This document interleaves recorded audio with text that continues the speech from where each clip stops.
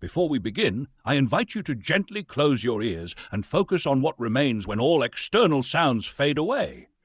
It's like sitting in a quiet room, and after a while, you notice a subtle ringing or hum beneath the silence. If you listen closely, you'll start to experience this soft, constant presence, something that feels like the very fabric of reality itself. In quantum physics, it's said that everything is connected at the most fundamental level, and that everything we see is just a manifestation of deeper, unseen energy. What you are hearing, or rather feeling, is that same energy, that same field of potential. This subtle ringing is what we call the sound of silence. It's not just an abstract concept or some external force. It's the very essence of you. Everything we discuss in this session, and the ones to come, will be about this sound of silence. It is not something separate or different from you. It is you. This exploration is about realizing that the sound of silence is your own inner being, your most fundamental nature, the stillness from which all life arises. You are that, the very presence behind everything. I want to convey a deep truth that often gets missed because we get so caught up in our limited perceptions. When I say that you, as a conscious being, are the only witness of the entire universe, I don't mean it in a shallow, everyday sense. I'm speaking about a profound realization. No matter where you are or what you perceive, whether it's through your senses or your thoughts, you are always the one witnessing. There's only one witness, not many. We often think that each person, animal, or being has its own separate experience, but what I mean is that the same witnessing consciousness exists in all. People tend to confuse what they think is true with the actual truth. We only want to hear what feels right to us, but that's often based on misconceptions or falsehoods. Rising above this requires letting go of these limited thoughts and understanding that the real truth is simple yet vast. When I speak about witnessing, I'm not just talking about seeing with your eyes. Witnessing happens through all of your senses: hearing, touching, tasting, smelling, and even beyond that into the realm of thought and memory. You experience the world through these senses, and it might seem like each sense is separate, like each person or being has its own experience. But here's the key. The witness behind all of these experiences is the same.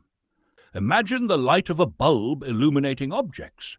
The light shows you the object, but the bulb itself is not the light, it's just the medium. Without the light, the bulb is just an empty shell.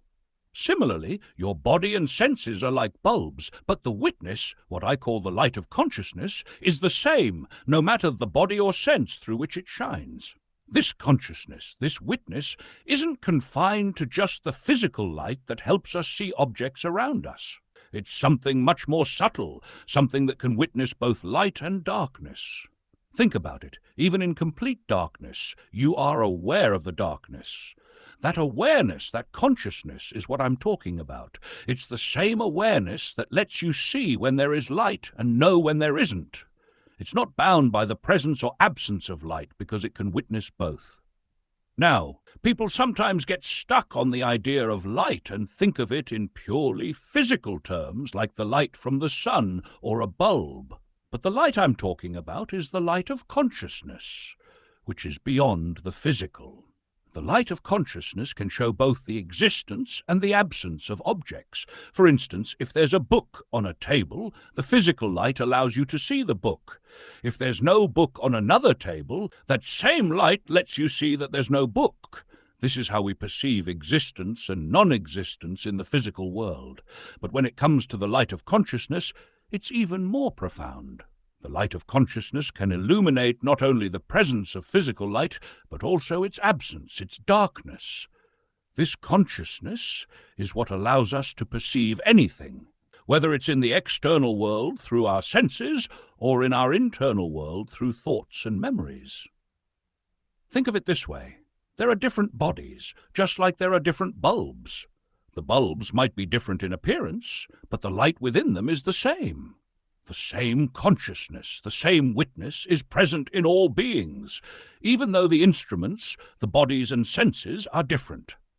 It's not that each body has a separate consciousness.